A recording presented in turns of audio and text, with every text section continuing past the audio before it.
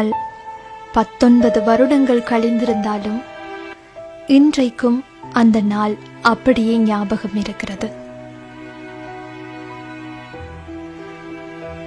அதை நினைத்து பார்க்கும் போதெல்லாம் அத்தனை வேதனைகளும் வடுக்களும் காயங்களும் அப்படியே மாறாமல் இருக்கிறது. அந்த நாளை தனியாக நினைத்து பார்க்க வேண்டிய தேவையில்லை.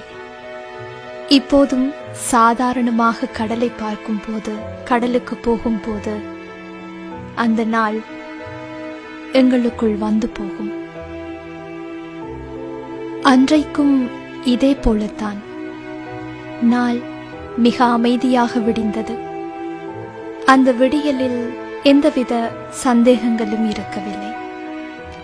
வழமை போல ஒரு நாளாகத்தான் அதுவும் எங்களுக்கு இருந்தது. சிலருக்கு கிறிஸ்துமஸ் கொண்டாடிய களைப்பு, இன்னும் சிலர் அடுத்த கொண்டாட்டத்திற்கு தயாராக இருந்தார்கள். இன்னும் சிலர் தங்களுடைய அன்றாட நாளில் செய்கின்ற வேலைகளுக்காக புறப்பட்டு விட்டார்கள். நேரம் போய்கொண்டே இருந்தது.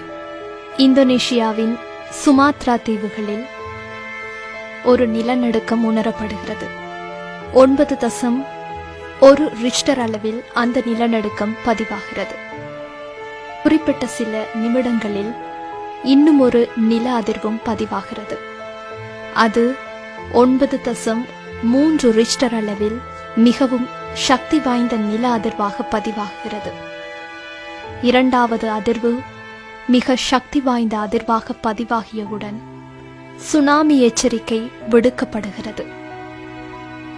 அன்றைக்கு இப்போது இருக்கின்றது போல இறந்த இடத்திலிருந்தே எல்லாவற்றையும் தெரிந்து கொள்ளக்கூடிய தொழில்நுட்பம் இருந்திருக்கவில்லை. ஏதோ ஒருவரிடம் ஒரு ஸ்மார்ட் போன், வீடுகளிலெல்லாம் கொண்டாட்ட கழிப்பில் இருந்தவர்களுக்கு தொலைக்காட்சியில் தரப்பட்ட அறிவித்தலும் அந்தளவு போய் சேரவில்லை. அதிர்வு ஏற்பட்ட கொஞ்ச நேரத்திற்குள் கடல்ல ஏதோ தண்ணீர் இல்லையாம் என்று ஒரு கதை பரவுகிறது. இதை பார்ப்பதற்காக அவ்வளவு கூட்டம். இது புதிதாக இருந்தது. ஆனால் மிகப்பெரிய ஆபத்தை விளைவிக்கப் போகிறது என்பதை யாரும் அறிந்திருக்கவில்லை. இப்போது நேரம் 9:25 இருக்கும். தூரத்தில் கடல் அலை மிக வேகமாக வருகிறது. அதுவும் 100 அடி உயரத்தில் கடல் அலை வந்து கொண்டிருக்கிறது. பார்த்தவருக்கெல்லாம் ஆச்சரியம். அப்படி பார்த்தவர்களில் எத்தனை பேர் மீதப்பட்டார்கள் என்றும் கூட தெரியவில்லை. சாதாரணமாக கடலில் விளையாடிக் கொண்டிருந்த சிறுவர்கள், ஏதோ ஓய்விற்காக கொஞ்ச நேரம் கடலுக்கு வந்த பெரியவர்கள், என்ன அதிசயம் என்று பார்க்க வந்த ஏனையவர்கள், இப்படி எல்லோரையும் பாகுபாடின்றி அந்த கடல் அலை சுருட்டிக் கொண்டு போய்விட்டது.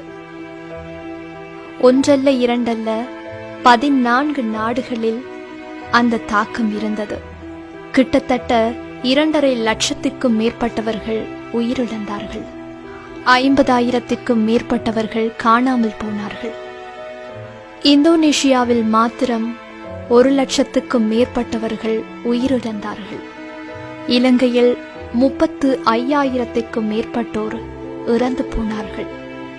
அதுவரைக்கும் கடலலையின் அமைதியை பார்த்தவர்களுக்கு அதன் சீற்றத்தை உண்மையில் தாங்கிக் கொள்ளவே முடியவில்லை.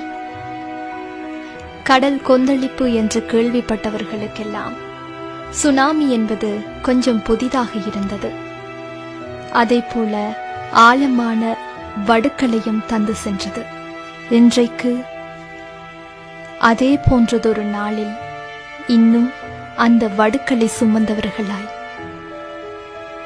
இறந்து போனவர்களுக்காக பிரார்த்தித்துக் கொண்டும் காணாமல் போனவர்களை தேடிக்கொண்டும் தன் வாழ்க்கை பயணத்தை கடந்து சென்று கொண்டிருக்கிறார்கள்.